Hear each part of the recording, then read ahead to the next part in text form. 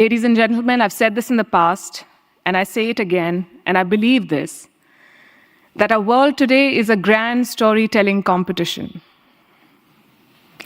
We are all striving to present our national, cultural, personal, all kinds of stories in the most persuasive manner. I remember reading somewhere in the olden times, they used to say that if you want to poison a people, you should poison their wells. They'll have contaminated water, they'll die. Now it is said that if you want to poison a people, you poison their stories. When you poison their stories, you contaminate their minds, and it's worse than dropping bombs, because then you take away the self-confidence of a country. You devastate their morale. And I think that is more damaging any day than poisoning water or poisoning wells. You make a country doubt its abilities. And we Indians have been through a very difficult phase where we were colonized, and while we achieved independence 75 years ago, I think somewhere a lot of us are still colonized in our minds. We need to come out of that.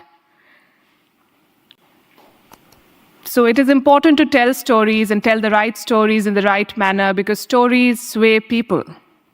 They change the course of policies, politics, and indeed the world. And this is my favorite example from the Second World War. America had a list of cities in Japan that they wanted to bomb with the atom bomb. And on that list was the city of Kyoto. But the US then had a Secretary of War, and he decided that Kyoto should not be part of the list. We know which two cities were bombed eventually, Hiroshima and Nagasaki.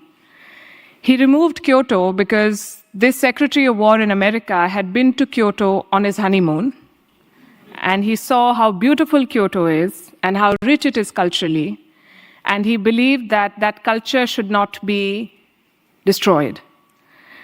So the story of Kyoto won, and the story of Nagasaki and Hiroshima lost, which is why it is very important to also control your story, to actively shape it.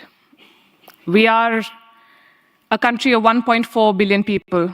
We have more than 800 channels. We have a lot of content, and our phone is full of stories and videos and reels and all sorts of things that you all consume. We are a very aware and politically engaged people. From the tea seller to the CEO of a company, everybody knows what's happening. They can talk to you about Biden's policies, and they can also weigh in on what's happening in Bihar and everything in between. If you like the video, do like, comment, share, and subscribe.